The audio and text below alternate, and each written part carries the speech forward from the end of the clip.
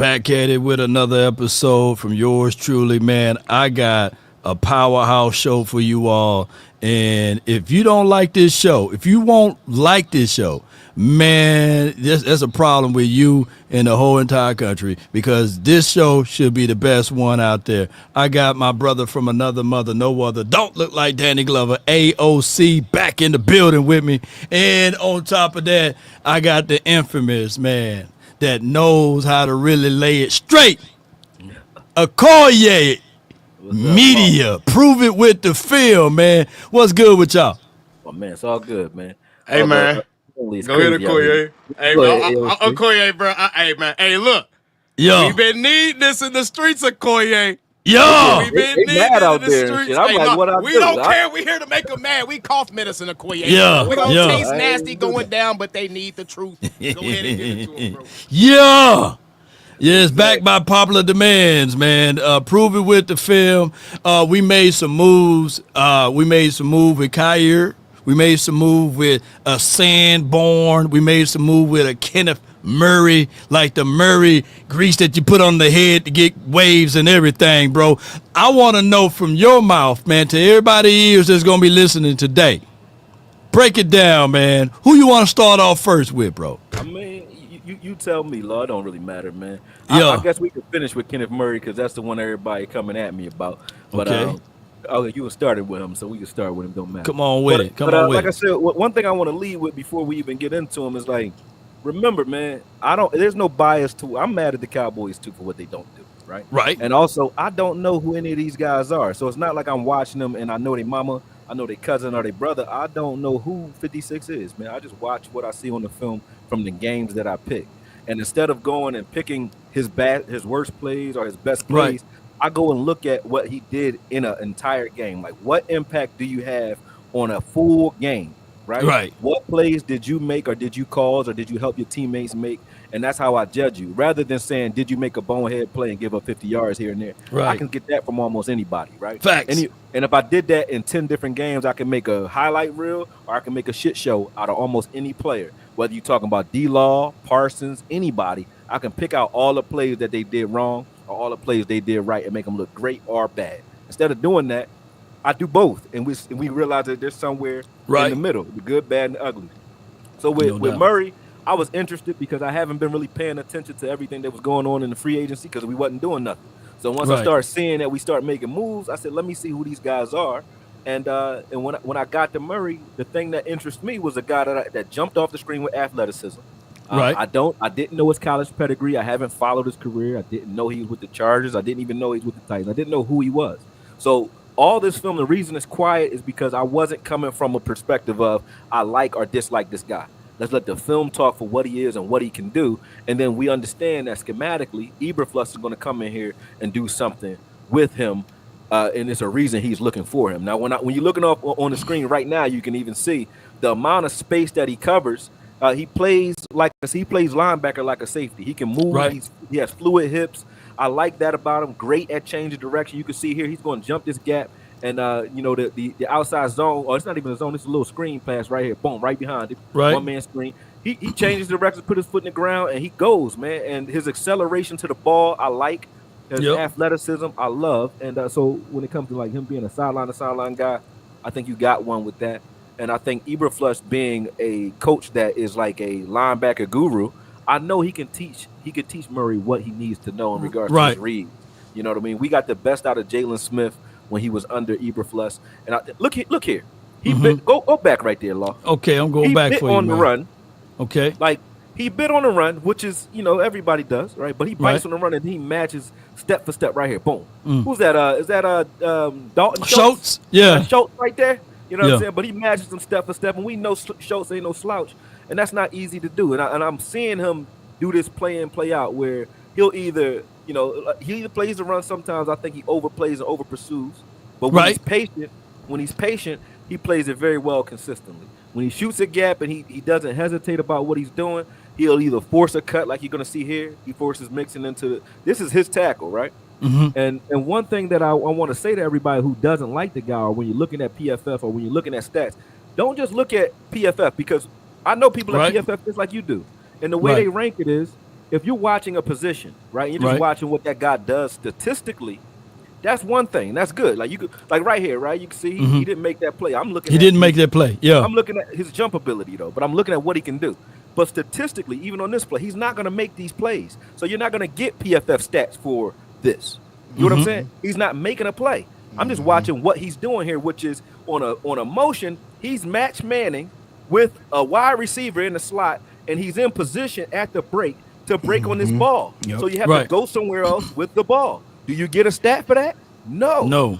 But that is hard to do is what I'm looking at. So I'm not looking at stats. I don't care about well, for the intermediate fans, man, because I want to bring it down so that everybody can understand the difference of a Sam linebacker, a Mike linebacker, or a Will. Can you break down just the rudiments portions of that so that people can understand what's the difference between the two, bro? It depends on the scheme you're running, but in a cover 2 scheme, which is what he runs, right? Right. Cover 2, you have 2 high safeties. The soft spot in the cover 2 is right behind that linebacker. So what happens is when you say someone said to me online, he gets attacked by every quarterback that he plays. Right. That is the premise of cover 2. That's why you need a linebacker in cover 2 that can cover the middle gap of that field and play forward. But the two things that you'll see when you have a cover 2 scheme, your linebackers play with a deeper set because they have to be able to match man with receivers across the middle of the field, and they don't want to get those tight ends in behind them because those are soft spots. If a quarterback can get to those quickly, you're going to be dead. You're done. You know what I mean? So his first steps usually are either flat or backwards. You see he's about 6 yards, maybe 7 yards off the ball right now. Right. 5 to 6 yards off the ball, right? His first step is usually backwards. So if there's a running play developing under him, someone said he makes tackles down the field. It's 5 yards down the field. That's going to happen if you have a cover 2 middle linebacker, because his first step is usually backwards. So he has to be able to get back and then see what's in front of him, right? And then that's why you also have a 3 tech and a 1 tech that's important in the cover 2 because they have to be able to stop the run on their own without that linebacker having to step up every time. Because that's where your Warren Saps, your Vita Veas, those type of guys come from. Because they need to be able to stop the run up front without that linebacker on every single play because you don't have linebackers mugging the line of scrimmage. You know what I'm saying? So that's where your tackles down the field come from. That's why you don't see him shooting the gap because he's not asked to shoot the gap. He's asked to play coverage, play in, play out. If he's specifically asked to step forward, when I see he's asked to come forward, he does blitz pretty well. He does fill pretty well. Does he miss sometimes? Yes, because that's not his assignment in the schemes that he's been playing. He's a cover 2 middle linebacker. For a downhill middle linebacker like your Roquan Smith, they are not the same ilk. Roquan was crazy in a cover 2. If you ask Roquan to take steps back and play in space, he would look like trash. Just like if you ask Rolando McClain to do it, or if you ask most downhill linebackers. Can't play cover 2 because they just can't cover the middle of the field. And if you see a guy like I'm going to show you in these clips, but if you see a guy like Justin Jefferson pre-snap and you're a quarterback, you see him on your linebacker, you're going at him all day. But those plays don't work play in, play out against Kenneth Murray. Are you going to get him here and there? Yes, because he is a linebacker. But he can do it, and they ask him to do a lot in this scheme, even with Tennessee. They were asking him to do quite a bit when it came to covering wide receivers. And I was impressed by the fact that rep for rep and some of these. Can I control this? I don't know. Can you? No, you controlling this one. Okay. Yeah, rep for rep. If I bring it in, I got my own version of it. Go ahead and bring yours in. And then y'all need to load these likes up while they arguing over this. Like, man. Load these likes up, man. Okoye dropping some knowledge on y'all, man. Hold on, I'm going to bring one more in. Hold on. Come on with it. Yeah. And while he's speaking, man, this is like education for the nation, man. I'll just direct you. It's quicker if I do that instead of downloading nothing. I'll direct you. So all right. Go to you keep going. Did you get all of it, or did you get? Yeah. This is about a this is 6 minute about some 6 minute watch. Yeah. I wanted to see Minnesota tape. Okay, let me slide back just a little bit then. Yeah, Minnesota tape. You're gonna see him again. He about to cut a quick end. Yeah, I seen that. Boom. There we go. Right, finna get off Even for this there. one. Like, watch this. Yeah, now, passed them off beautifully. Go back to this play. All right, no doubt. Here's the There it is. There it is. Yep. Right. Go back to the beginning of that play right there. Right. Is it right here? Boom. You want to right pause? you see where CJ wants to go with this ball. He wants to hit the seam. So he's squeezing the seam, and then to squeeze is one thing. Most linebackers, a slower linebacker would be able to squeeze this, meaning he can get under this seam route to force him to have to hold the ball a little longer. But to squeeze and then carry is Fred Warner type shit. Meaning, right now he's squeezed. That's his job. You don't got to do nothing else. They squeezed. And now they should be there. The front line should be there. It should be pressure, and that quarterback should have the ball out somewhere else at this point. He's going to carry right here. Yep, carry. And he carries. Now to squeeze and carry and still. Now CJ thought he had a spot right there. He thought he had an opening. He had to hold that ball. Now he's an elite quarterback. He did something better with it after the fact. But you don't get stats for that. You don't get stats for that. But CJ Stroud knows that. Hey, I've been trying to beat this guy all day with these double moves. You know what else? You know what else I want to interject with, Okoye? Titans didn't have no Michael Parsons out there that's going to get home within those few seconds. You know what I'm saying? Clock up. Yeah, when you force a guy to hold the ball a little longer like that, you're going to get a lot of sacks.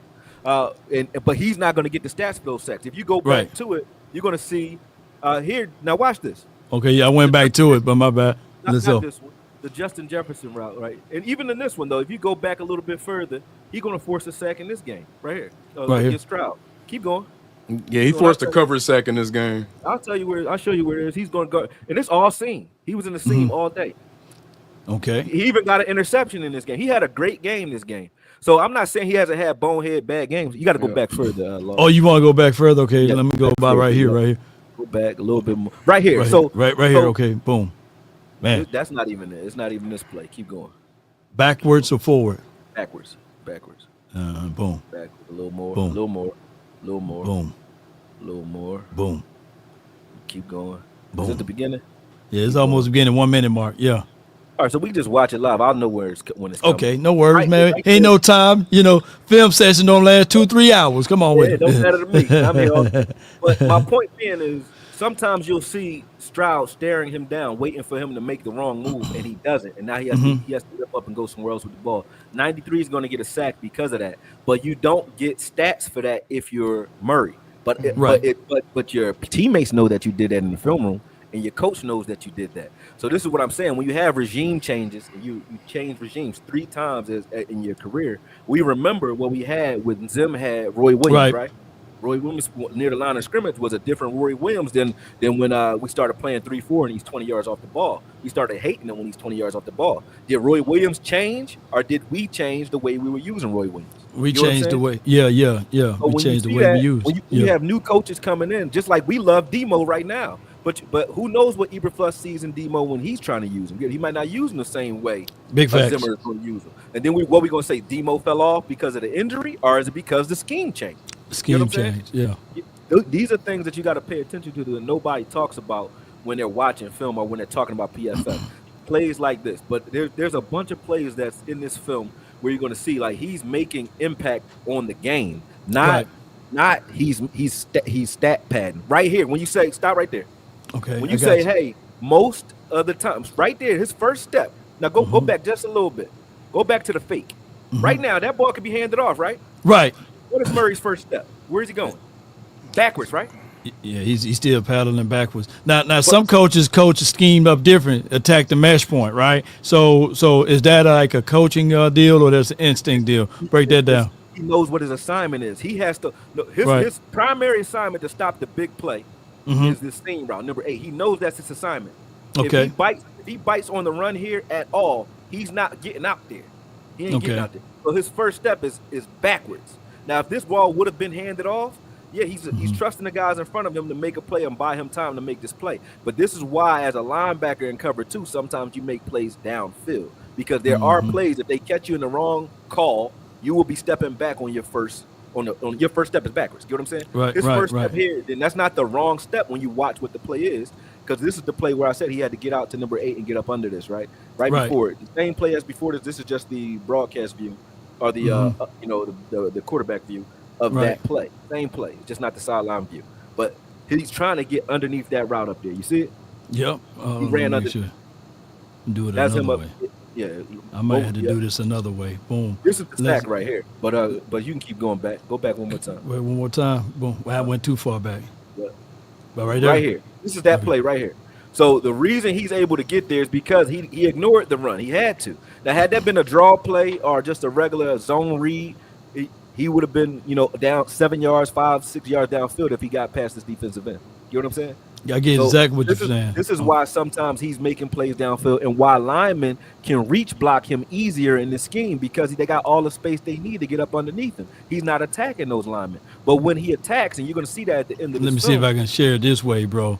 Let me see. Now this is where I can put a little bit better control. I know we limited with StreamYard, but hold on. Why you doing that? I'm going to go ahead and download it. So now I can do it like this. You see what I'm saying? I can. Better now. I can draw. I can do my Sharpie thing. So whoever you want me to point out, you know what I'm saying? Yeah. All right. So the next play after that one, go to where you were just at, to that play that you were just at. Right here. It's a little further. Because they're going to help the people out that need to see. Yep. A little further forward. Boom. Oh, they said they couldn't see what we were talking about? Like I can point them out now. I can highlight them and circle them. Because not everybody knows he's number 56, like right here. All right, so if you are a linebacker, bro, what would be the next step right here? You're going to come down and hit, field? You're going to come down the street. Now, if that running back, if the longest the edge is set, which it is, he's making the right move by cutting off his guy's hip and cutting his edge. The edge is set, so he's doing the right thing here. Now, had the edge not been set, he's going to get trapped into this kill zone, and then they're going to get to the outside, and it's going to look like he's not doing his job. But this is all contained here. That's not his assignment outside. Their job is to kick it back into him, and he's where he's supposed to be. Between these two, this guard and this tackle here, that's where he's supposed to be, and he's in his position. And he makes the play because he's where he's supposed to be. He's where he's supposed to be. Boy, his workshop is good. Go ahead, AOC. And real quick point before Okoye get back to cooking. I'm enjoying this. Okoye, I'm enjoying this.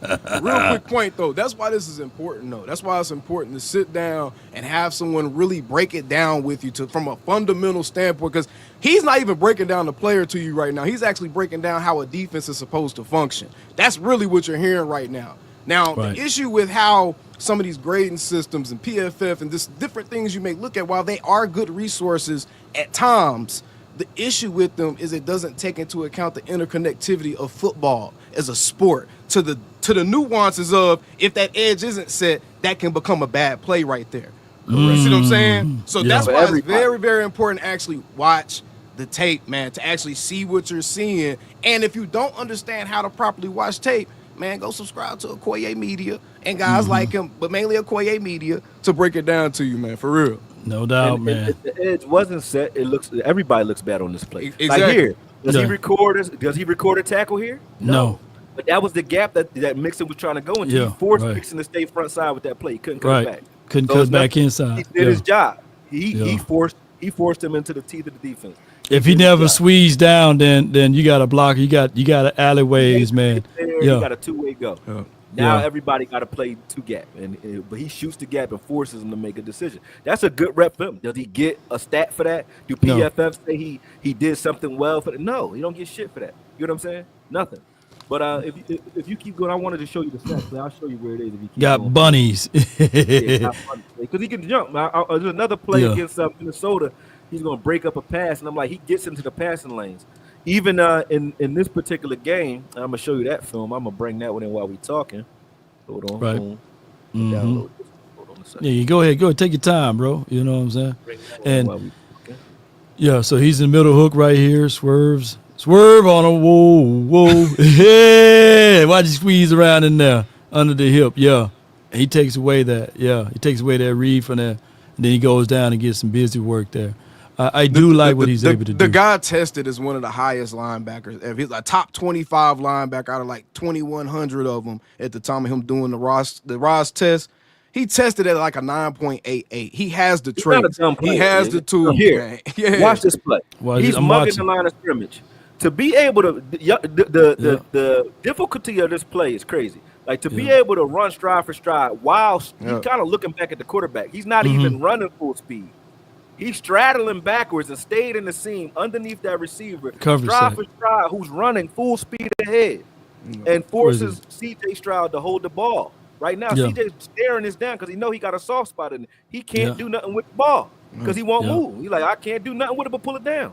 And you know and he had his head back. He had his head back towards the quarterback. I like this. If he wasn't looking back, he could have thrown it right over his shoulder pad. If he had his back turned, quarterback would have dropped it right over his head. Yep. He's staring at the quarterback, and you can't get that ball in there. He can't do shit with the ball. That's a small detail that you got to catch, bro. Because you don't get credit for that with PFF. Yeah. You know what I'm saying? Yeah. PFF not giving you stats for that. So that's why I'm not hating on PFF. I got people over there I bang with. I'm just saying you got to look at both. You can't just say, because PFF is like, what did he do? What did he do? Yeah. There's a hidden stat right here. What was his impact for the game? How do his teammates benefit from him existing? I want to see from this view. Yeah. I think the only quick pass he had is this one out here on the flat right here. Or if he's going to come back. He was looking for that big play. He looked for the big play. I got this. I got a linebacker on a receiver. That's why this is how it helps you, because they put him in places where it makes a quarterback want to attack him. So when you say, hey, he gets targeted a lot by a quarterback, he is a cover 2 middle linebacker. And the way they used him in Tennessee was they used his athleticism to say, hey, we're going to put him in positions where you're going to see him pre-snap against a Justin Jefferson. You're going to see him pre-snap against your CD Lambs, right? Mm-hmm. Because we want the quarterbacks to think that they have something when they go after him. And all he has to do, he doesn't have to be a corner. He just has to hold that position long enough for that quarterback to stare it down so that we can get there. Because we know that they're going to go after him. That's why we're lining it up this way. It's not a mistake. They're not mismatches. Mm-hmm. They're purposely putting him up against receivers and asking him to cover the entire middle. Look at the middle of the field right now. Look at the middle of the field.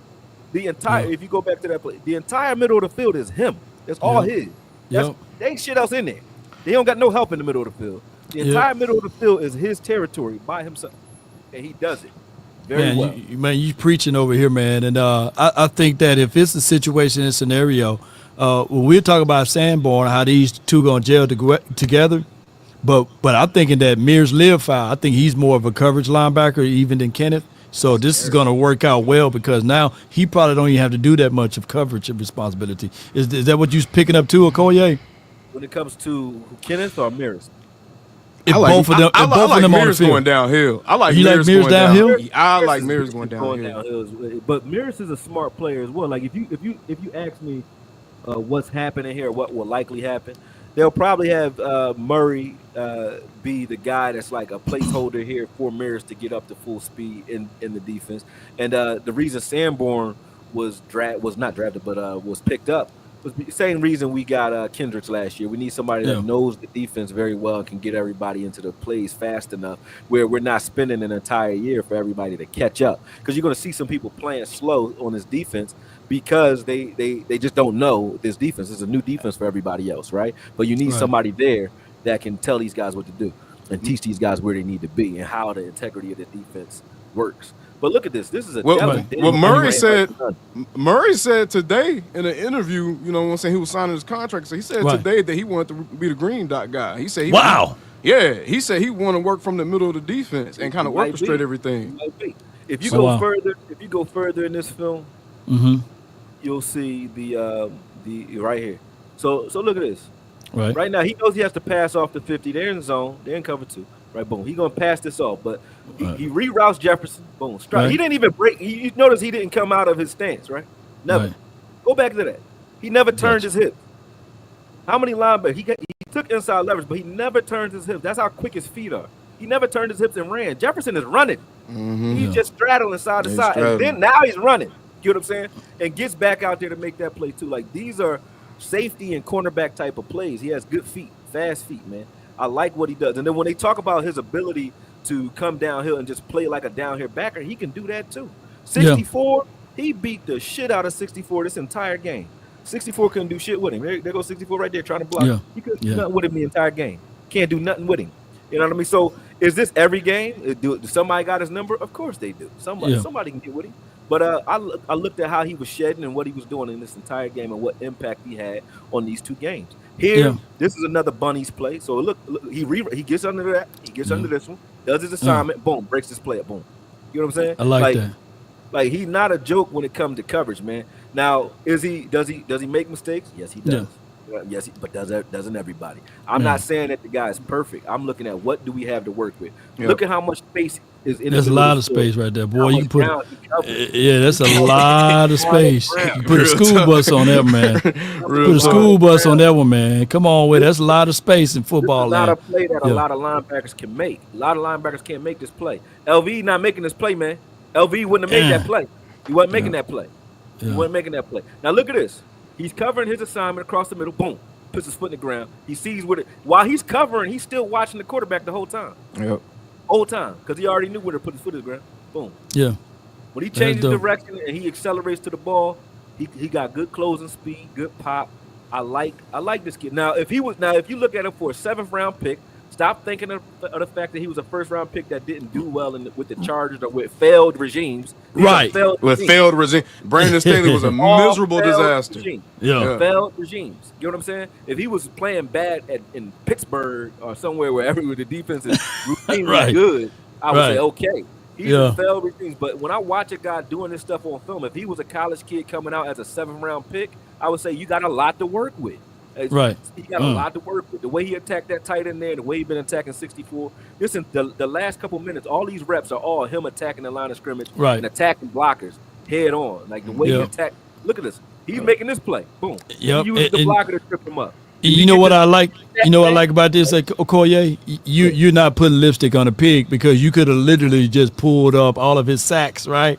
And then just and tackles and be like, hey, this is what he is. No, you showing the plays that most people don't get a chance to really recognize. And I like this, bro. You pulling it out. Entire games when I do these. I don't just look at the highlights. I don't go to his game and say, what game did he have a good game?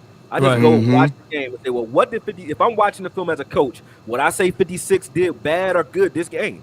And I'm saying these 2 games he had, these were pretty good games. Plus and minuses. Yeah, go ahead. Yeah. Pretty good games. Right here. Now, this is when he's playing the run from the rip. He gets in the gap, and he did what he's supposed to do because of the call. The call is asking him to attack the line of scrimmage. And because Minnesota was coming out in 12 and 13 personnel run fronts. If they were coming out in pass fronts, he wouldn't be up mugging the line of scrimmage, and he wouldn't be attacking the line of scrimmage. But when he's asked to attack the line of scrimmage like here, he does a good job. Did he make that tackle? No, I'm just watching how he approaches.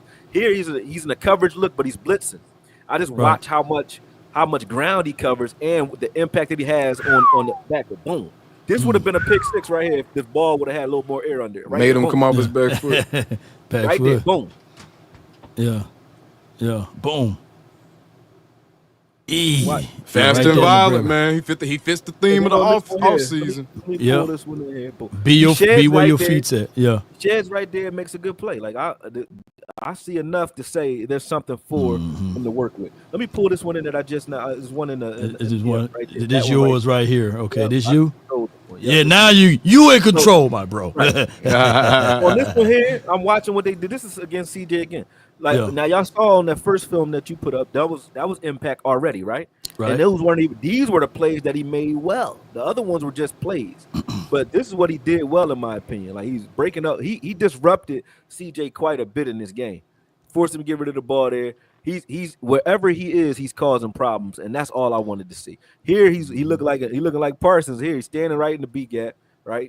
Don't say that. They're going to say you glazing. They're going to say you glazing. Don't do that. Boom. They're going to get in there. So good coming forward, takes on Mixon, gets rid of Mixon, and forces an air throw here. Boom. Another. Let's go, man. That was a good completion there. Let's go. Yeah, that was a good completion, boy. And here you go with cover 2. Now, this play here was sickening to me because people who say he's getting attacked, watch. I never see linebackers, except for Fred Warner, I don't see linebackers bait no damn quarterbacks. He's baiting CJ here. Look at this. He knows what he's doing. Look, his hips are turned out. He knows what CJ reading. He knows exactly what's happening behind him. And he knows what CJ is reading. He knows where his responsibility is. You know how he knows? Because you see this corner here, that nickel back right there? He know that nickel got the seam. He don't need his hips turned into the seam. Because right now it looks like he's making a bonehead play, don't it? Right. Because he got his hips turned inside, and he know he got help inside. So why the hell? Outside of me. Why the hell would his hips be turned outside? You don't need to. He should be straight up. But if he's playing straight up, staring at the quarterback, this ball ain't gonna come behind him. He know he ain't gonna throw it there. Man, I'm telling you, man. Most people on these networks, they would charge for premium. They'll make you pay for this. Watch this.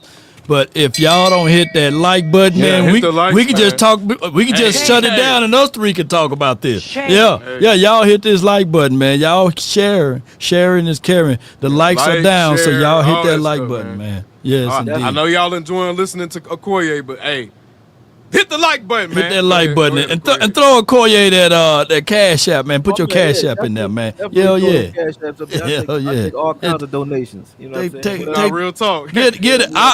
I already owe that man. No, you don't. A damn tomahawk steak, man. I know, but I'm gonna own up to my bet, man. I owe you a tomahawk steak. Damone Clark, keep watching.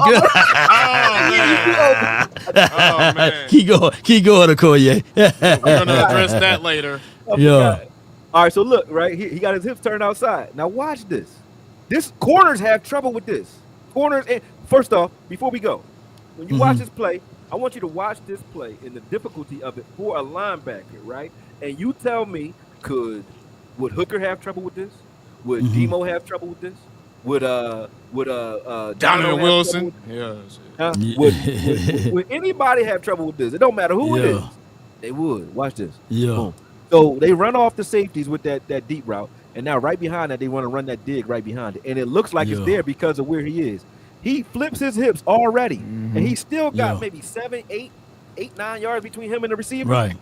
To make this play is ridiculous. Boom. You see how he got back to the middle of the field? How easy? And he's still not running. He's not running full speed. He got quick ass feet and good hips. Pause. But look at this. Big pause.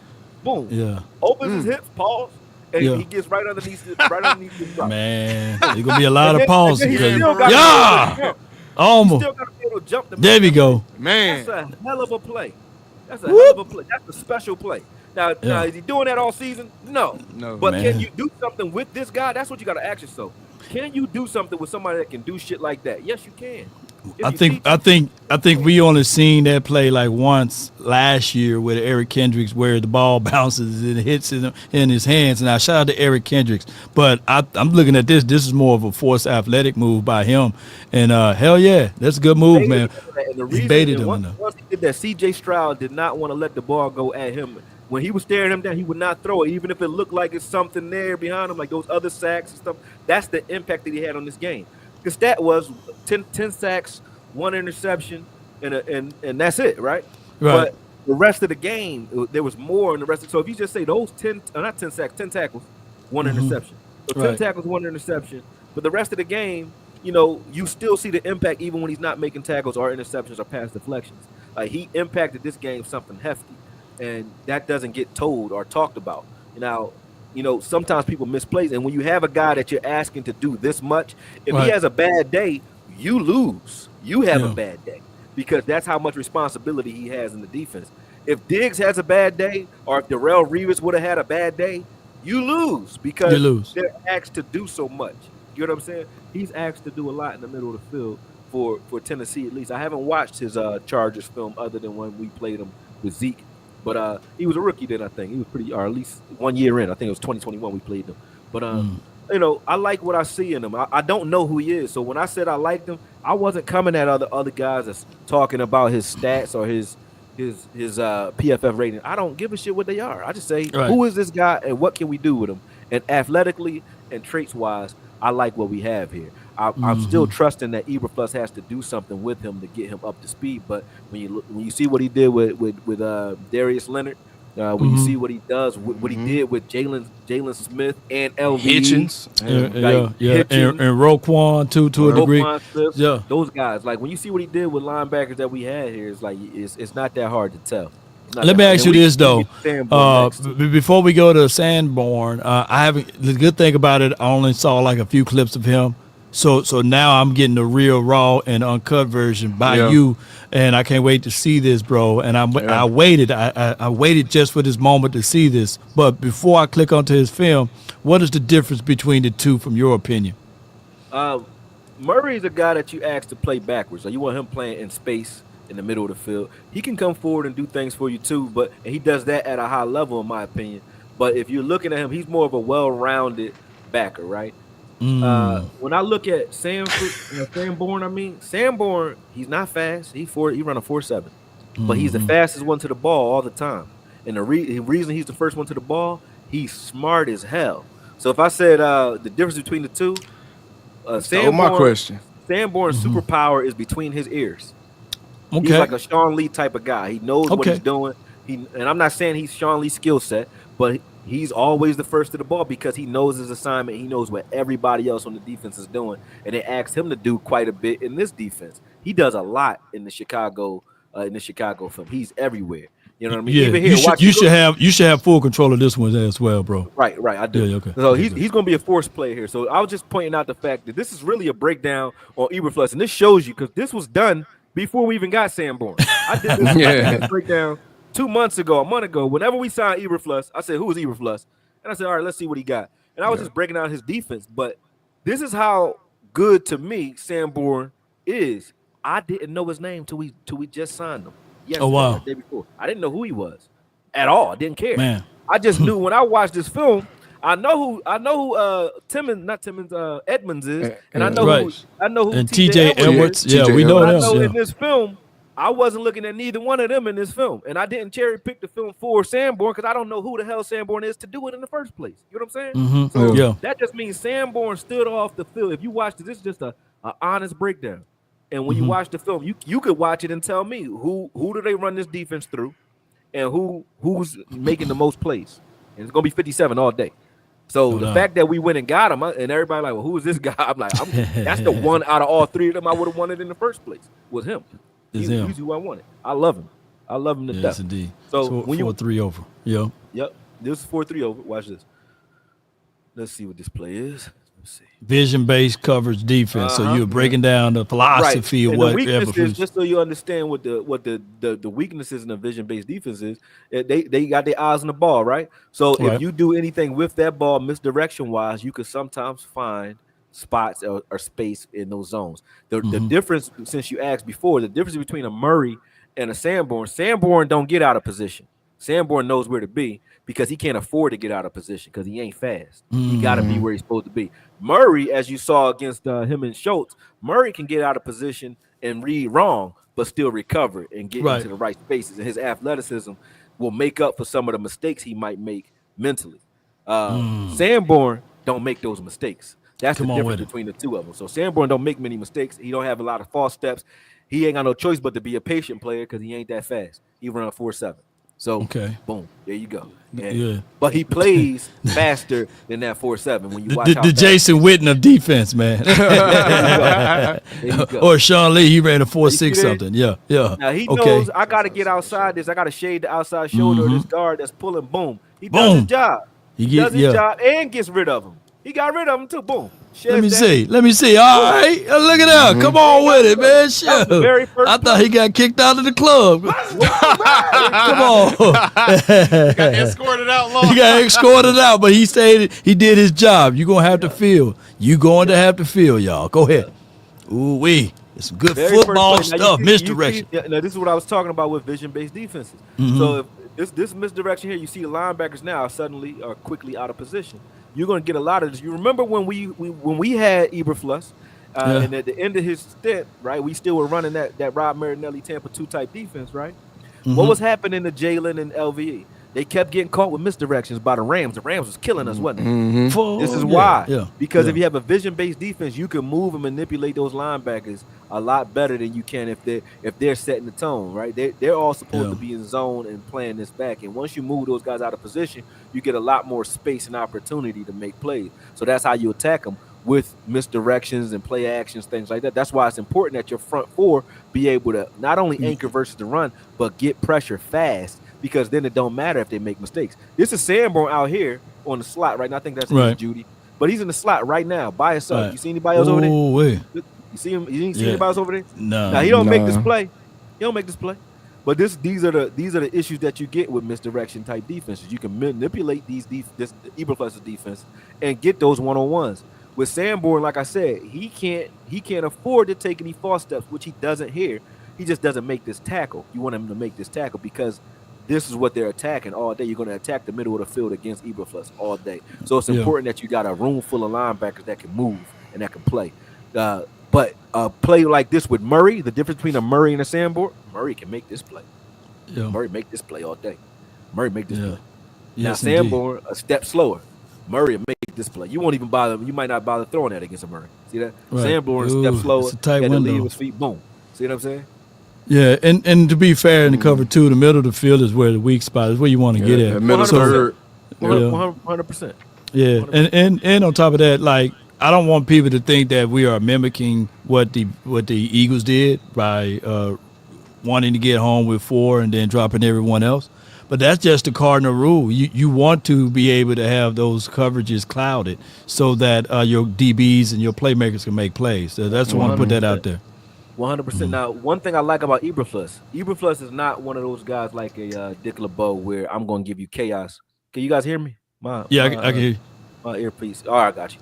It just went out for a second. But he's not going to give you like that Dick LeBeau style or Dom Capers style defense where it's a lot of zone blitzing and it's chaos from the beginning and you just got to figure it out. It makes everything look the same. Everything looks the same when you're looking at Eberflus's defense, right? Like right here, this look like too high safety, right? Let me just tell y'all something, man. Never get y'all kids hooked on Roblox, man. Shoot. Not for real. Hey, for real. Shoot. Nope. But go ahead. Everything looks the same. So you'll see here, he does that on purpose, right? He'll keep you. Just now, you just saw Sanborn get attacked in the middle of the field. Facts. Right. So now a quarterback like, hey, I see more space in the middle of the field. Don't look like nobody there, right? So what he does is he makes you attack the middle of the field, but he switches up how he's going to approach it. Like right now, this is a robber technique, right? And robber is when you see one of your safeties is driving to the middle of the field and looking for. But so after they give those too high looks, they're looking for any of those seam, those quick seam routes or hot routes across the middle of the field so they can jump them. That gets caught with those a lot. He used to get caught with those a lot. That year he had all those interceptions because the way Kellen Moore was loving to attack the seam with Dak. And the way you would attack Dak, whether it was Fangio or some Eberflus or whoever, when we played Chicago, they did it. You know what I mean? They got an interception with Chicago. The Green Bay did it in that playoff game. You jump those seams and you can bait Dak into throwing to the seam just like this right here. Watch this play. Yeah. Now watch the safety at the bottom of the screen. Boom. Here we go. Right. He's robbing everything across the field. This is just an Eberflus play. This ain't got nothing to do with Sanborn. Yeah. 3-by-1. Yeah. Right. Yep. 3-by-1 set. Watch this. So Edmonds is blitzing on this play. Watch this. And now that quarterback, that safety knows that this quarterback got to attack the middle of the field. You got what's it? Jalen Johnson or Jordan Johnson? What's it? Jalen Johnson. Jalen Johnson. Yeah. Jalen Johnson at the top of the screen, 1-on-1. He the only one that's playing head up, no inside leverage, right? No outside leverage. Everybody else is outside leverage, but he's head up. So that means Jalen Johnson ain't getting no help. He know he not. Yeah. He not gonna get no help. He ain't got no over the top. That safety. The safety over the top, but he need to be in the middle of the field because right now they creating a bottleneck. So these two safeties are going to be in the middle of the field synchronized. And the corner's job, each corner. If you look at the bottom of the screen, 29. Where is he? He's pushing. He's forcing his guy inside. Next corner, the nickel corner. What's he doing? He's forcing his guy inside. Trying to go All inside. these guys are forcing inside releases. The reason they're forcing inside releases is because if it gets deep, that deep safety, that free safety, his job is to stay deep over the middle of the field. Yeah. And the strong safety's job is to go across the middle of the field and wait for something like 15-yard mid release passes. Right. Let me see if they're gonna stack and release. Go ahead, Robert seam. Okay. This is the first read. You see the first read in that seam. Yeah. If he would have thrown it in that seam, he can anyway. But if he was trying to throw an inside route here, he already on that. Now watch how he steps off that. Boom. Now that dig route, he on that. See that? Come on with it. So if it's a dig route, he on that. Yeah. Now, boom. Now he get underneath that little arrow route that's outside. If this was a late developing slant or anything like that, he already ready to drive on that. Now Jordan has help because nobody attacked the deep middle of the field for that safety to engage. So he goes on and helps Jalen Johnson. See what I'm saying? Yeah. But that safety that's going shallow, boom. You see that? If that ball would have got popped up a little run that play all the way back without stopping. I don't know if we got a safety that's able to do that, brother. Let me see something. Yes, you do. His name is Jalen. His name is Wanye Thomas. Let me know how you feel about Wanye too. Interesting. I love Wanye. Okay. His name is Wanye Thomas. Okay. Wanye Thomas can do all this. I think Wanye is a 4.344 guy. Y'all look that up for me. Wanye but go ahead. Run. He's a 4.4 guy. He's 4.4. He was a kick go returner ahead. in college. 6'3", 220, and run like a deer. You can do whatever you need him to do. Let me see something on this. Run it without stopping. Let me see. Here you go. No, ain't no stopping. I'm just letting that play. All right, let it go. I'm just showing you what everybody doing on the field. Boom. Okay. So he robbing the seam, robbing the dig. Oh, snap. Now he driving on that. Now all three play. Now those are the three progressions for the quarterback. He went through, he robbed all three progressions for the quarterback. 29 had got toasted on that one. I had to jump double check. But he would have had, in order, but the reason 29 he had to look him off. He would have had to stare down 29, and then he wouldn't have got toasted. You know why? Wow. Because when he was robbing this scene right here, he not going to come up off that. That safety wouldn't have came off that because he's staring at the quarterback the whole time. He would have stayed on that. See what I'm saying? He would have stayed on it. He's following the quarterback's eyes the whole time. Every time he changed progressions, he took another step. Watch this. Oh, I see what you're saying. Yeah. He's holding. He's holding this. He's gonna hold this position right here. Watch this. Watch this. Come on with it. Boom. Boom. See, boom. So he robbing that. And he waiting. He holding that. So if he did stay there, he would have turned his hips and ran with that. But now he's standing between that and the dig. He keeps stopping his feet. You see that? Yeah. He's stopping his feet because he's watching the progressions and he accelerating based on progression. He's sneaky with it. That boy had to be real sneaky with that one. Yeah. Hell yeah. It's good film, boy. God dog. We'll keep going. Now there go that robber technique again. You see it? He just did it from the other side this time. Now watch this safety gonna rotate down in the middle of the field. These safeties gonna be stacked right behind each other. Stack it. Yeah. Right there. Boom. See that? Damn. You got nowhere to go with it. Jalen Johnson he's the only one-on-one. Everybody else got help everywhere. You know what I'm saying? This receiver down the bottom is inside out. He's playing his upfield shoulder and he's playing his the back hip. And he's watching his running back off the back. Right? Hell yeah. Who's the damn edge rushers for the Chicago? They wasn't getting home. Who's the edge rusher? At all. Sweat and somebody else. I don't know Sweat. Oh yeah, Montez Sweat and Parsons gonna eat on this damn defense. I promise you. Boom. Now he get a pass interference on that. I don't think he should have, but they gave him a pass interference on that. That was a great play by Jalen Johnson. Boom. I like Jalen, boy. Yeah. I was trying everything in my power to get him over there to Dallas. There you go again. Now they route everything over here. Look at the outside here. Look at it. Boom. He run too high safety more than Quinn. Okay. Yeah, he run a lot of too high. But he'll post snap, he rotates it into single high. So there's a lot of robber post snap, but pre snap you're gonna get a pick six, ain't it? Yeah, it's pick six. But pre snap you're gonna get a lot of too high looks, and he don't disguise it. He just make it look vanilla. but post snap, but he makes it so that a quarterback, he'll lull you to sleep. A quarterback has to understand, like, okay, pre-snap, you're going to get the same look. You got to be a good post-snap quarterback to play against him or a guy that can buy time with your feet. And they teach the quarterbacks to read from high to low. So if you got two even, then you don't know which one. So is it the fact that Eberflus like those versatile safeties that can play high and low, or is it just like the safety's got to be interchangeable? There's no to play this scheme. Safety for Eberflus. He like guys that can cover ground. Both of those guys got to be able to cover ground, and they got to be smart because they have a lot of the safety. The middle of the field is a responsibility. So if you look at this triangle right here, right? Oh, so Malachi Starks there. Malachi Starks, baby. Shit. Come on, yeah, Georgia. Pro day. Or Jahdae Barron, or one of them boys. Go ahead. This triangle right here for Eberflus's defense is everything. Meaning that middle linebacker to both safeties. That triangle right there, that's the Bermuda Triangle. Meaning one way or another, he rotating these guys in three different ways or multiple ways to force you to make mistakes across the middle of the field. That's why having these corners here. He didn't have two corners. He had Jalen Johnson and I think Fuller was on the other side, right? I think.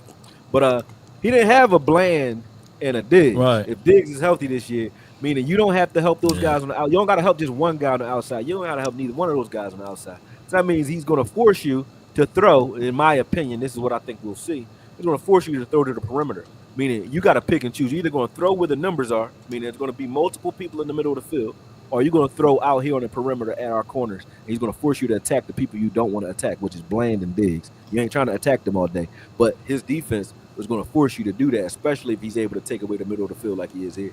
Ain't nothing across the middle of this field. You can't do nothing over there. Yeah. You got to throw outside right now, right? Yeah, throw outside. You got to throw outside. And if he's forcing you to do this, play in, play out, I like our chances with our corners if they're both healthy. Yeah, he had Jaquan Brisker, I believe. I don't even know who that is. Yeah. I'm not saying he a bump. I just don't know. No. Penn State kid back in the day. Yeah, I don't know who he is. Yeah. Now we getting into what y'all came to see, which is all. This is Sanborn season. Everything. Sanborn. Yep, okay. Sanborn season. Everything up front that I looked at, from the run fist, all the run looks, all 11 and 12 personnel looks that Denver ran against them.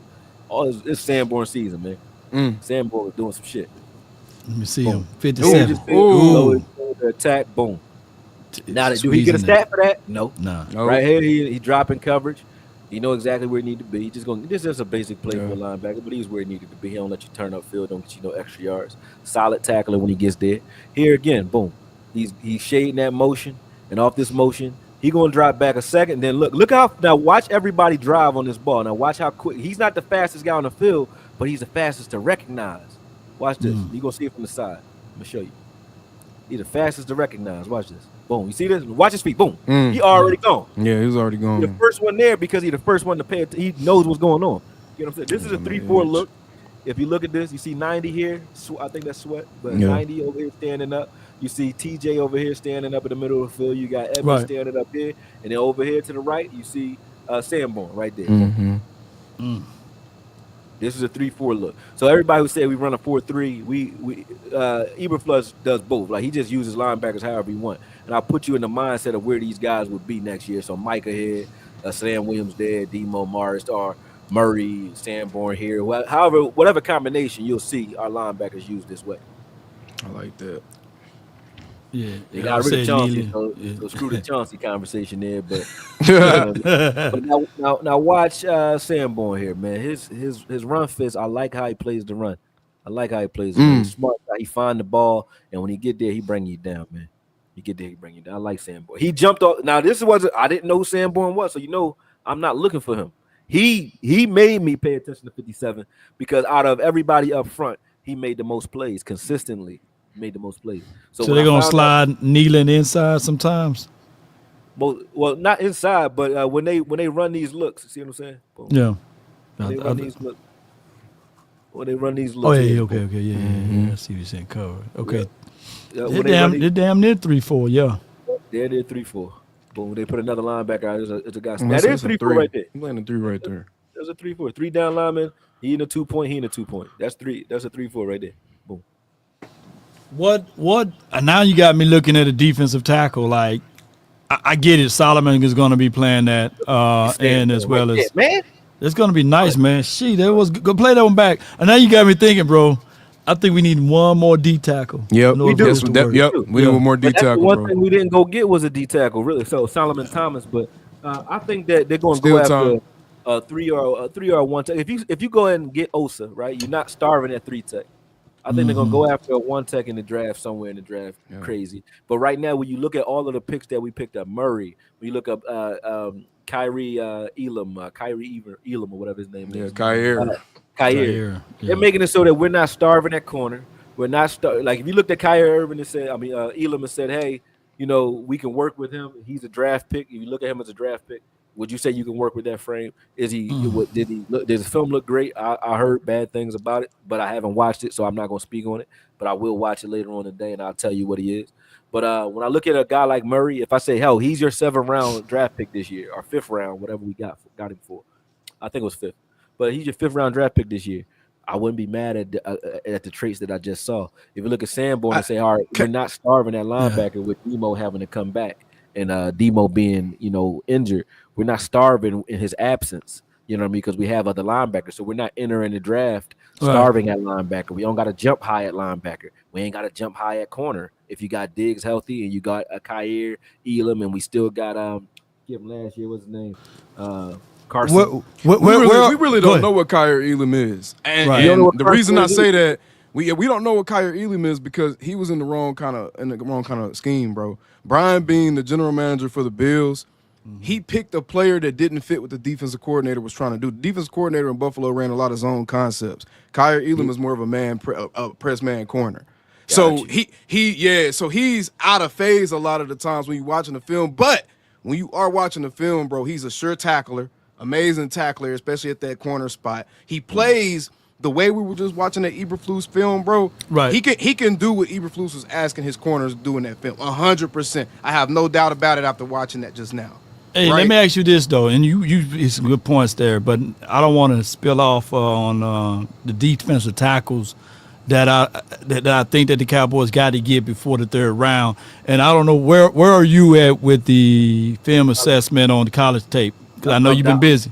I'm diving in now. I just now got back to film 3 days ago. Well, let me throw these names at you. Those guys is like 320 and above that can anchor in, and let me know if you got some names there too.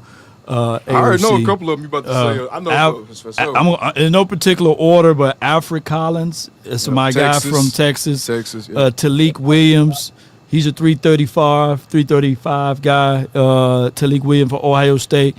To a point, Kenneth Grant, if he falls or what have you into the second, I think he's going to go in the first. But you got to pay attention to him. He's 6'4", 331. He's a Michigan guy. And he fits the profile of what we're trying to do. Derek Harmon, he's 3'10", 6'5". He's a good guy. Deion Walker.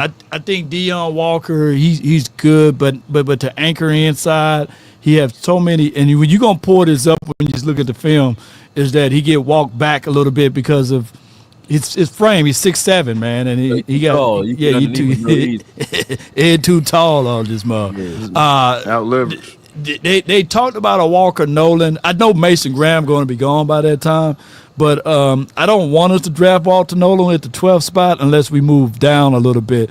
But those are some of the names that stood out to me, bro, for what we trying to do in this defense. I'm going to dive in for sure because the only thing missing, if you say, hey, Mazi's still an asterisk. He had a much better second year, but still an asterisk. You don't know what you got there, right?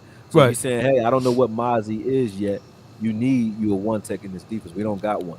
Now I haven't seen Mazi line up at 0 as much, especially in these two different systems and schemes. So if they're gonna line Mazi up at 0, he's not strong enough. Honestly, I look at this year. Strong enough, bro, for that. Man, I don't even think so, man. I think I look at Mazi last year as his rookie season, in my opinion. At 290, trying to get him upfield, I didn't count his first year as a season at all because he wasn't himself. This was the first season I watched him play as himself, and if that was his rookie campaign, I would have been okay with what I saw out of a rookie Mazi Smith last year. So but that still don't tell you what you're going to get in this next season. So you still need you a one tech. Hold on a second. Let's keep watching your boy Sanborn here. Look at this. Boom. Yeah. Boom. Now, he don't take no false steps, man. He go right after it. Right after it. Almost every play. This is Edmonds. Edmonds gonna get beat on the screen pass here. Boom. He gonna beat for a touchdown in this one.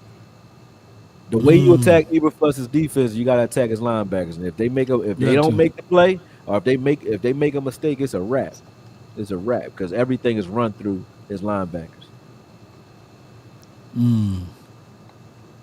I'm looking at these, man. You got me thinking about the defensive tackle, man. Yeah, I'm over here thinking about positions now. I'm thinking, okay, let me see. Who can fit with this? What we need, man? Because okay, I got a better idea of Yeah.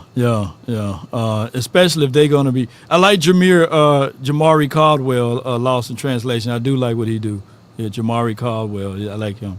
And Darius Alexander, I like them too. Look at Sanborn there, man. Sanborn killing it. Watch this, bang. Squeeze, yeah. Bang. Stay free. You gotta be able to scrape, y'all. And he scraping disengages and just get back up and field. Get rid. Look how easy he got rid of it. Scrapes. Get off. Nothing. As soon as he felt that weight on him, just get you out of here. Sanborn, nice, man. He ain't in on this play.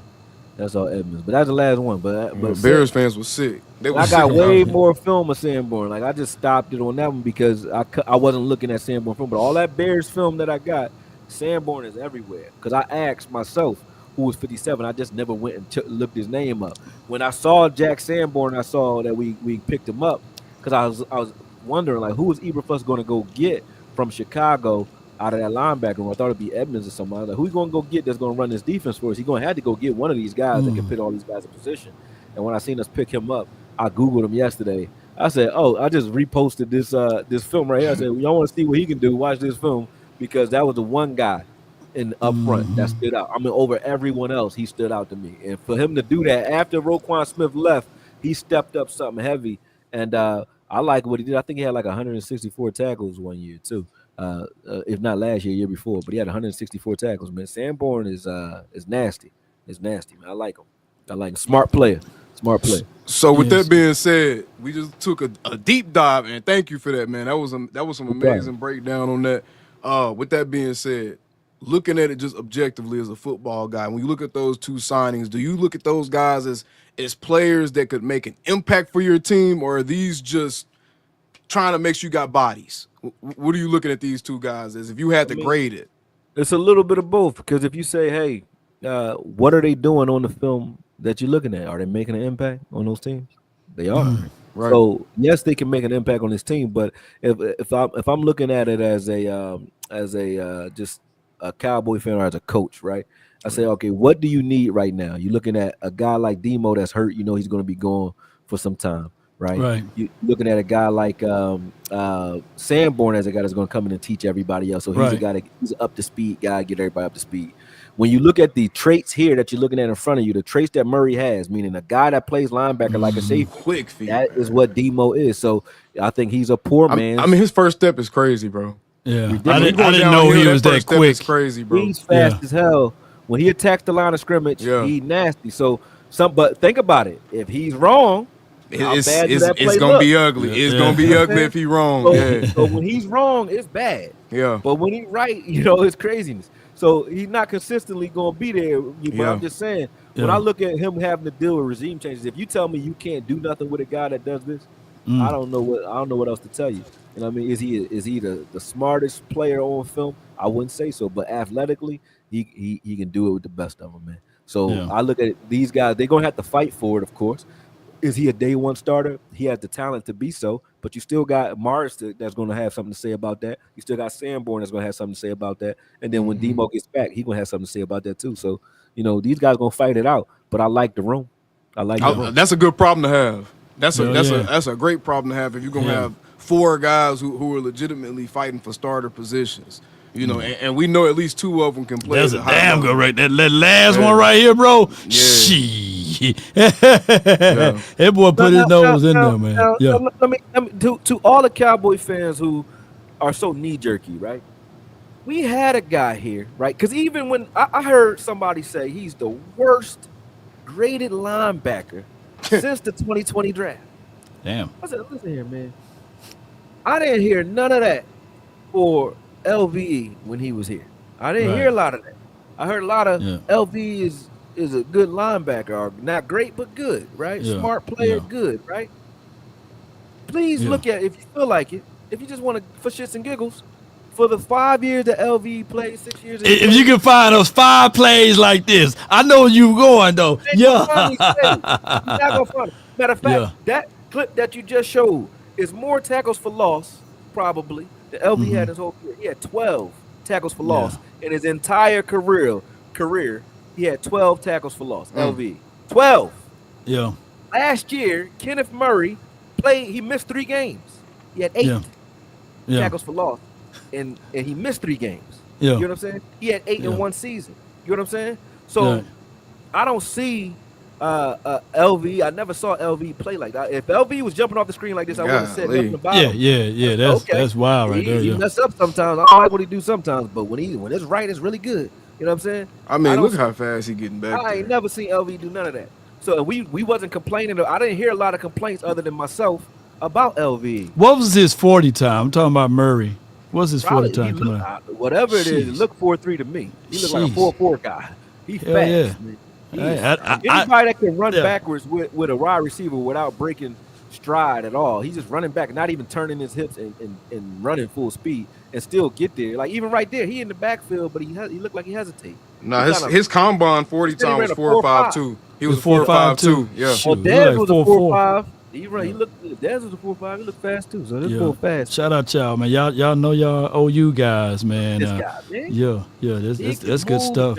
This play right here got me right here. Knife inside. Yeah. You seen LVE do this before?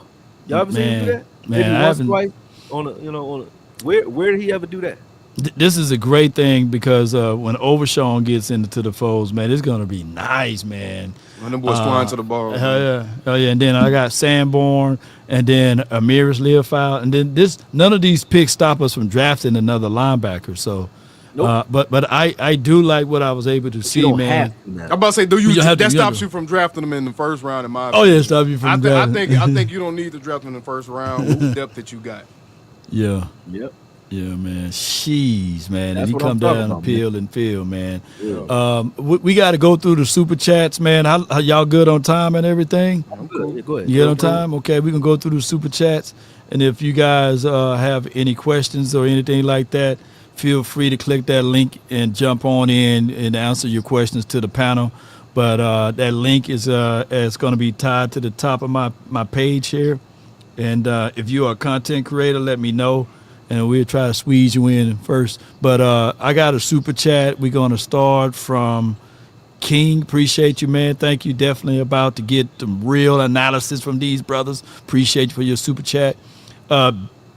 Big Blitz. I had to slow down and read it. They call Dallas Big D now, Law. Come on now, man. Hey, man, we're going, but you don't put the Blitz, but you can put the D wherever you want, right? He says, Okoye is spitting facts, man. We're going to call him Coach Okoye from now on. How would this addition of Murray makes a difference for Micah? Let the people know now. Ooh, that's a good one right there. Shoot, like with a guy that beats on average, y'all tell me better, but I know Micah's win rate is ridiculous. Like he's winning like a second and a half, right? If you can buy that guy some time to get to the ball, it's a wrap. And you give him a sandwich on the other side that can also get there. Like it's gonna be hell for a quarterback. Look at CJ Stroud can actually, improvise, right? Mm-hmm. But look at how much trouble Murray caused him, and ain't nobody gonna say CJ Stroud trash. You know right, nobody. Look how much trouble he caused them by himself. And I have a play where in the beginning of that, you can pull that film back up if you want just to answer this question. In the beginning of that film, you see him cover like 3 people in one play, man. Murray. Right. So he in the beginning of the film, let me see. Yeah. You talking about not this one? The initial one that we started on. All right. The one I did. Yeah. Okay. Add the stage. Not that one. Not that one. Okay. The other one. The long one. The long. Okay. Give me 1 second. Keep doing it. Let me see. I think it's. Just that half second that he buying you, being able to squeeze those scenes right bro, here. I think that this type of stuff is going to be a big impact. Yeah, look at this play here. Now watch this. Now look at the space in the middle of the field and watch how many times he changed direction smoothly. Look, boom, he bit. Now he in the scene. Boom. Now y'all here. Look, his eyes taking right to the ball. A guy that can buy that much time in the middle of the field on his own, that's going to buy Micah time to get there, man. Like that's what he's going to buy you. That's what he's going to buy you. He plays safety. He plays linebacker like a safety. Yeah, he does, man. And the next one in the building is Iceberg Q. He says prove it with the film. We got my guy JT for the $4.99 for your mind. Appreciate you. Over or under for the boys bringing in another player today. Also, how do I become a member? Yeah. Well, I'm about to say, I don't know. Over or under, but I'll take the under on that one. Today over with. Under, man. I'll take the under, man. But you become a member by, I think that when you click on the page freshly, it says join now. If you click that on any of our pages, you become a specialized member, and you'll see some behind-the-scenes stuff or what things and projects that we're working on. And we appreciate you, bro. Judas Redemption for the $5 super chat. What grade would you give this signing? I guess you can ask about Bourne in as well as Murray. What grade do you give it from? I guess.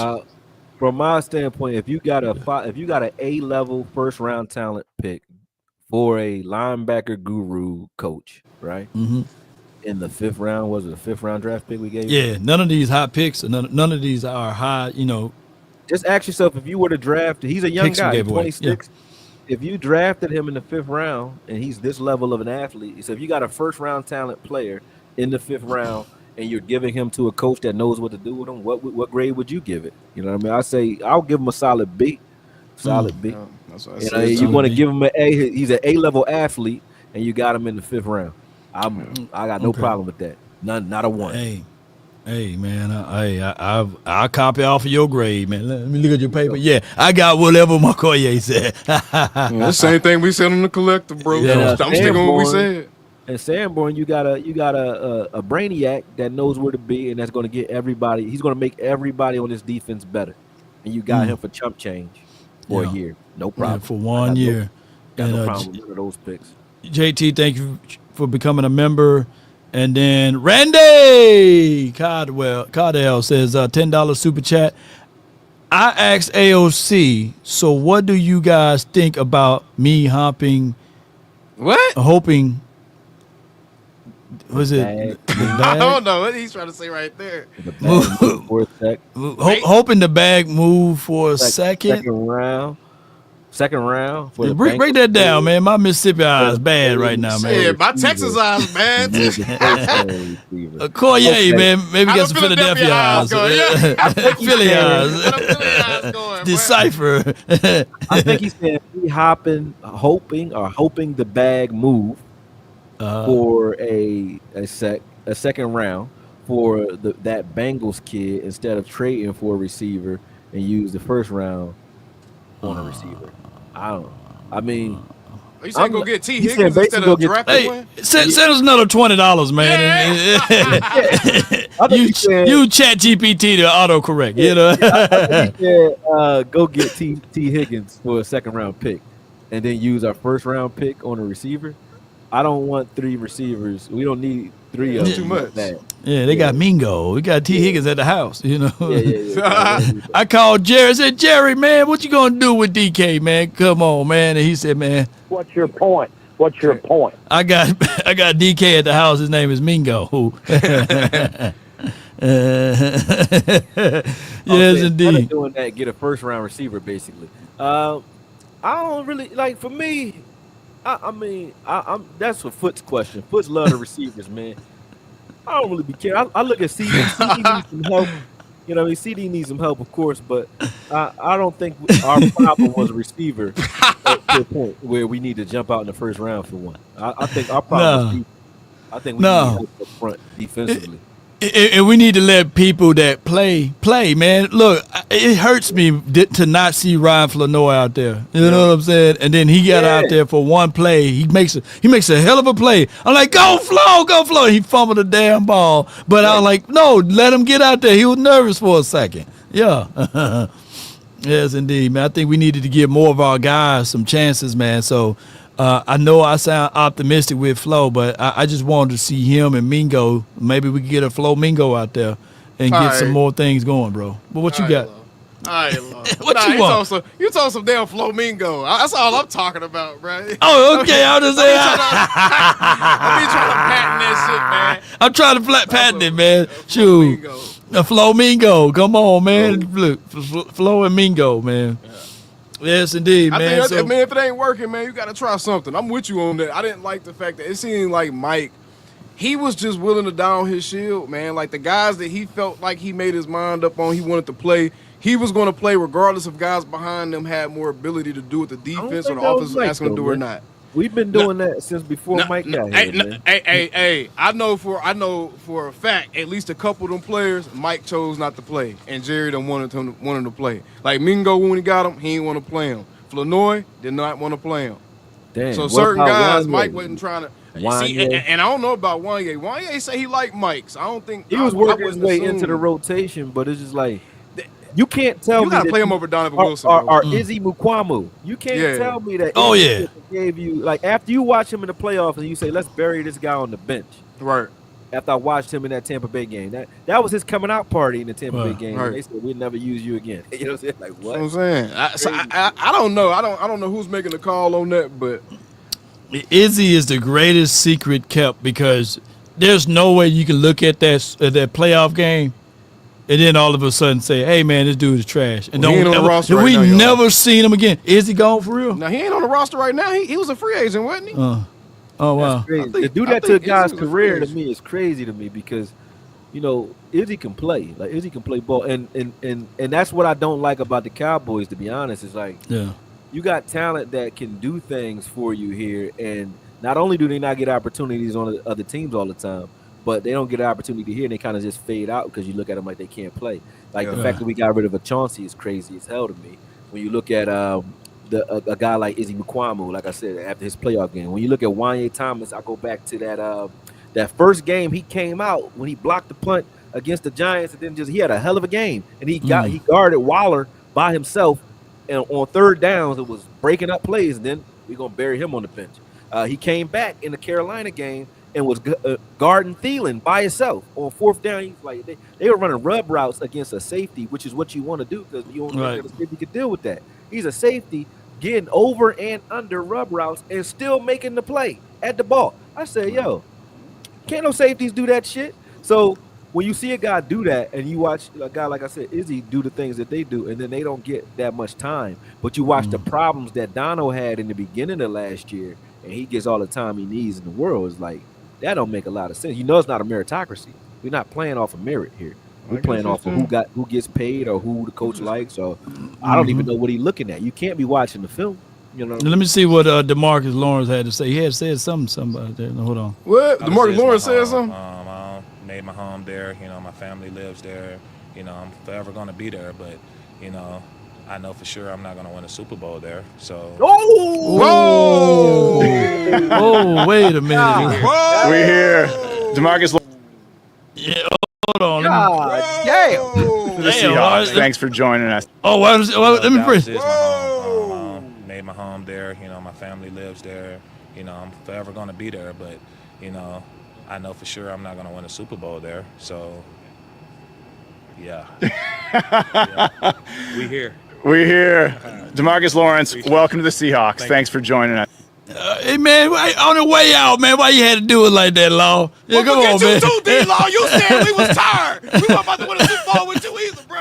Oh, my gosh, man. Whoa. How can you not take that out of context? I know I got to hear the full clip, but that's a fact. that's wild, man. Well, he's not Shit. lying. He ain't gonna win a Super Bowl here because he ain't here. He ain't here. Whoa. Yeah. But shoot, kick us while we down at this point. Yeah, I get it. Jeez, boy, you talking about a clip, boy. Hey, that's a We don't clip play right there. Seattle. We don't play Seattle on next year's schedule. No, I do we? need you to send me that clip. Yeah, I'm gonna That's send it crazy to you right right there. now. Yeah. I know you're gonna get to eating on that one, man. Hell yeah. Hey, pitchforks, get 'em. Pitchfork, yeah, shit, Law. Yeah.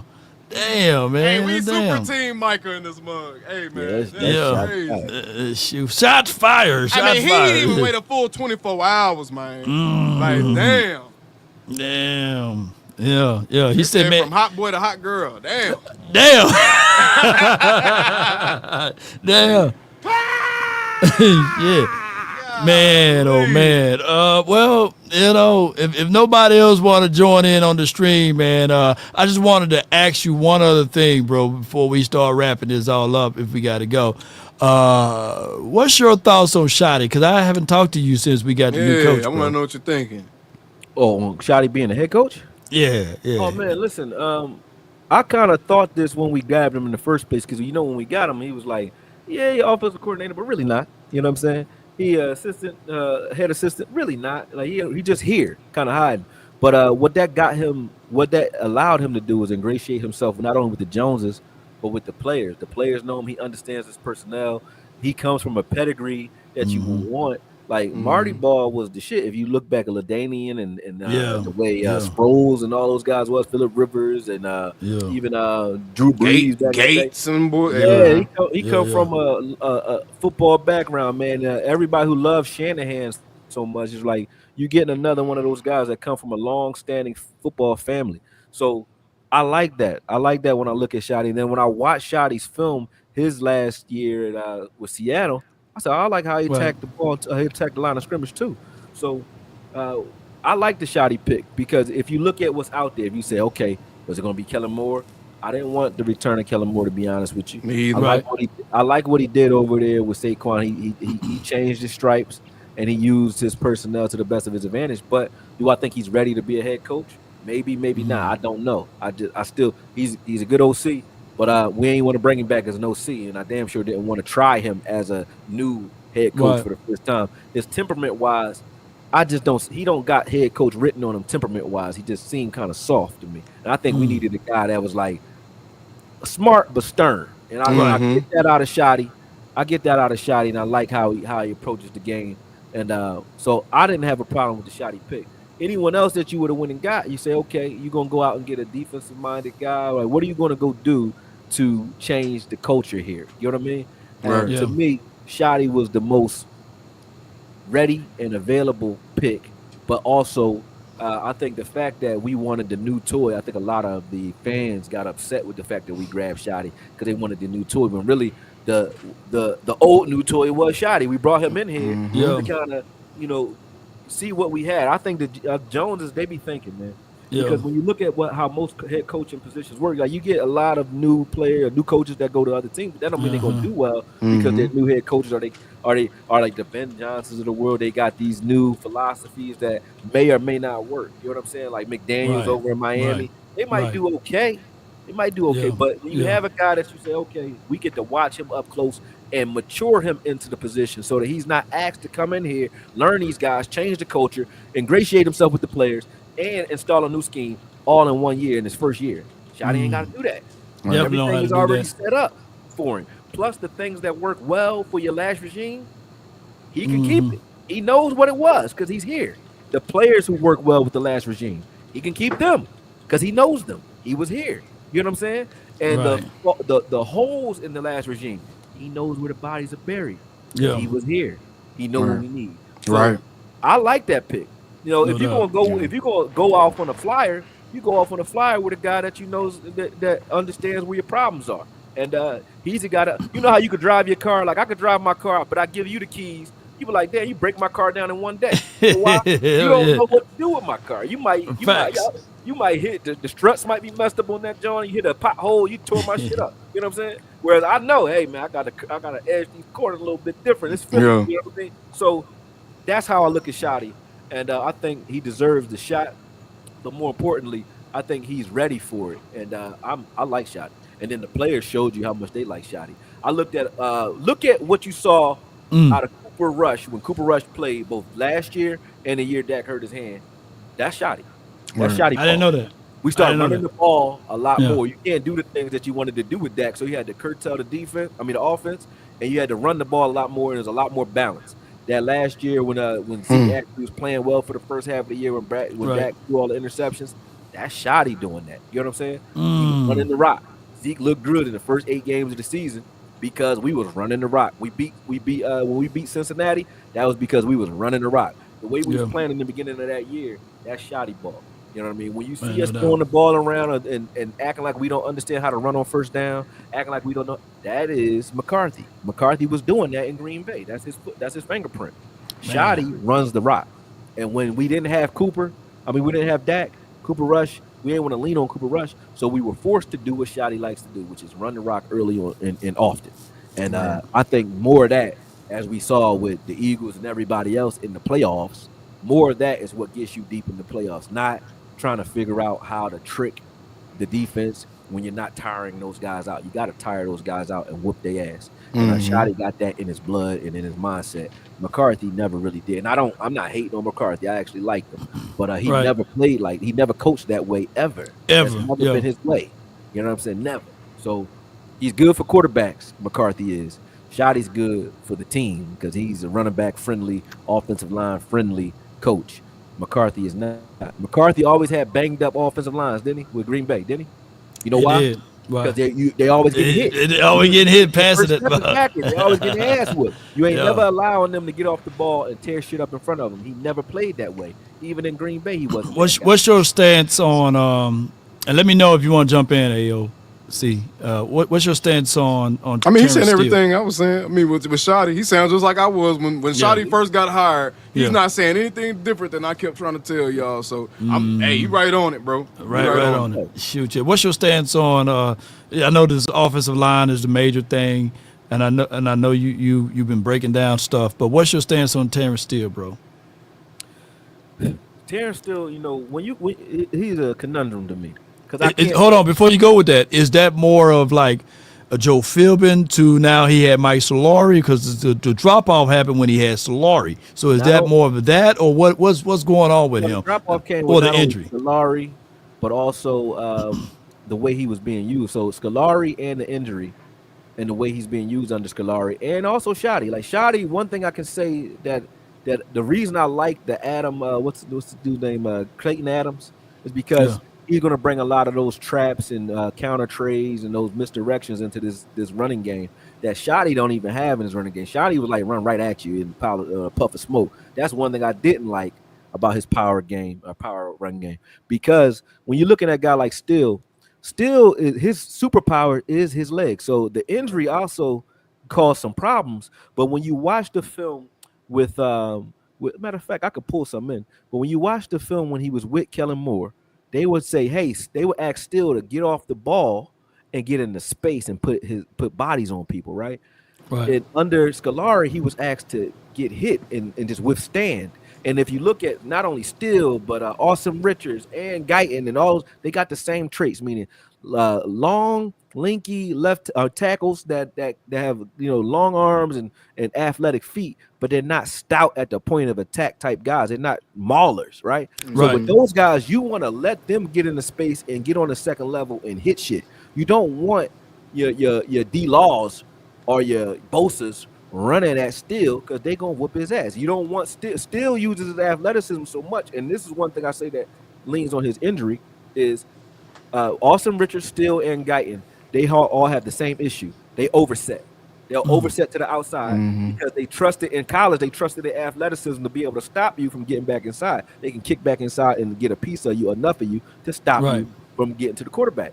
When you hurt your knee, you can't lean on that no more. So that means the thing that you were able to use your athleticism to overcome, you can't do. So now you got to be technically sound and you got to be a lot more on point with it. And still wasn't there. You saw that, like, he couldn't even plant on that inside foot, but he was still always overset. That first year he came back, he couldn't even plant. He would bend that left knee and never put his foot in the ground. But like, he's not putting that foot in the ground because it hurt to do it. Especially that game against the Eagles where they kept whooping his ass. What's his name? Hassan Reddick was killing him. He was killing him, and Graham killed him too, because they just was taking turns on Steele, because they know he going to overset. All you got to do is have a good inside counter move, and you're going to beat him every time, right? Now, last year he corrected that, but I think the fact that they weren't allowing him to fire off the ball is his problem. Steele is a guy that wants to go after you, and he's mean. He want to hit you.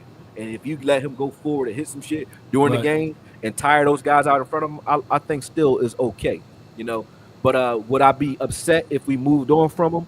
No, but I do like Steele. I like what we had in him prior to Scolari. I like what Steele was prior to that injury. But I can't really give a good assessment because I don't know, is it you having trouble getting back from the injury, or is it the scheme? Because both of those things happen at the same time.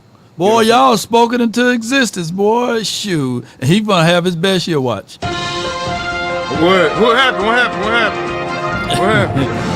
Breaking news, according to Jane Slater, Izzy will return for a one-year deal of the Dallas Cowboys for an undisclosed amount, man. So, boy, I was a free agent. Boy, y'all spoke that. I think the world of Izzy. I think that, shout out to Mama Izzy and Dad Izzy and all of the Izzies, man. And thank y'all for giving me that VIP section on the other side. Y'all know what I'm talking about. But I think the world of him, I hope that he can get out here and be utilized. I'm surprised that agent. He can play slot, can he? Can he play slot? Yeah, Izzy plays. He plays slot, right? Yeah. This is where we got a big old hole there. Come on, Izzy. I'm surprised that agent brought him back, bro. Hey, David Canner has been set tripping. He's the same agent for Rico, Jordan Lewis, D-Law, and Chauncey Golston. Yeah. So I'm surprised that Izzy even re-signed back here, bro. Yeah. So it's gonna be good, man, to see Izzy back, man, and he wearing that 24. So come on with it, man. I need to see him, man. So shout out to him for getting that extra re-up, man. That's a good thing. If we depart, man, if anybody else have any Q&As, send it over, or if you want to jump in, the link is tied to the top of my page. But if not, man, we can run on up out of here, man. We get a few more times. With any other topics y'all want to talk about before we go, or we good? Nah, Nah, I'm good, bro. We did what we needed to do we for the did people. what we needed to do, man. Yeah, Well, all right. we did what we needed to do for the people, bro. Well, Okoye, man, Appreciate tell people where they can find and follow you at, man, Oh, that they haven't heard of you. AKOYE Media on YouTube. Definitely follow me there. I'm more active on Twitter these days, so definitely follow me on Twitter as well. And if you just want like my boxing content and just a mixture of what we doing on a daily, you can follow me at DRCO underscore Okoye on IG. You know, on IG, Yes, man. I indeed, definitely man. got a fight in August. We got another card coming up. I will disclose who's gonna be on the card a little bit later. And shout out to Gillian Wallow too. We'll do another knockout party in April, so I'll be on that as well. So definitely follow, man. We're doing a lot of things this year, man. Is it going to be in Dallas or is it going to be in Philly? Oh no, we did the last one in Delaware, man, and the cops were so scared in Delaware. Yeah. They They used to seeing black people. they said we were shooting. They said, "Oh, they shooting outside." It was They a were door shouting. being slammed. It was shouting. No, they Yeah. were shouting outside. Some dude ripped the door off the hinges. He ripped the door off the- I'm standing right there. He ripped the door off the hinges. And when he ripped the door off the hinges, he did it right in front of a tack dog. So the dog Yeah. went on his ass, right? And then the cops came in. They're like, "We shutting this down." I'm like, "No, y'all can't shut this down, man. We got people in here, and they ain't did nothing to nobody. It's the people outside." It's the people but outside. it was- I heard Gilly was talking about, yeah, man, we finna shut it down, man. Yeah, y'all know how to act. Yeah, I'm finna shut it down, you know. But when you next time you see Gilly, man, I know he a X, Y, and Z person. But hold on, let me see if I can pull this. I gotta mess with him right quick. hold on. Let me see if I can mess with him right quick. I know that's your boy, even though you know y'all work together and these sorts of things. But let me see. You gotta ask him, man. You gotta ask him. Hold on, get out the way, D-Law. Yeah, Get out the way. D-Law. Yeah. Turncoats. Yeah. Hold on. Yeah. Ask him about that right there. Hey, he look like he a Tomahawk chief fan right there. Yeah. Ask Gilly, man, is he a real Eagles fan or he just riding the wave, man? Yeah. Maybe he like red, man. Oh, he just trying to match the fit, you know. Yeah. Just ask him if he a real one. See me in a green jersey. I can tell you that. So I don't know what that's about. But I never do that. Yeah. Just let me know, man. But AOC, let people know. I already know they know where to find you, though. But let them know again, man, where they can find and follow you, bro. Attack on Cowboys everywhere. Got my TikTok up. It's popping. Go ahead and follow that too, man. X, IG, YouTube, of course. But yeah, man, appreciate you for coming on, though, Okoye. Oh, Hey, man. Law, you made my job easier. We were gonna split this up, but we're hey, gonna split it, you know. We're gonna say, hey, go live at 7:30, you know. I was like, But I'll be here for this conversation. Yeah, but I like these, man. Like I said, I like being invited. So just do. I always like talking to somebody when it come to content. If you ask me to jump on, I'm jumping on. So either one of y'all, man. no doubt, man. No doubt, man. And when you're in Dallas, man, I got the Tomahawk steak I'll for be you, out bro. there this year. Yeah. Oh, Tomahawk ain't no joke, too, man. We gotta go. It's a spot called Merced. The bull Salt Bay. The bull be throwing the salt on your food like this. Whatever. Yeah. I got to go Tomahawk up in New York, man. I got to get me one of those, man. So Tomahawk Hell steak yeah. is my favorite. Steak. I owe you on that one on the Damone Clark. Or we can run it back now. We can run it back. I'm gonna keep that because I don't want to give you two of them. Yeah. All right, y'all. Y'all be sure to find and follow this podcast at Okoye AOC Prove It with the Film podcast. Salute. Peace. Luke, we out.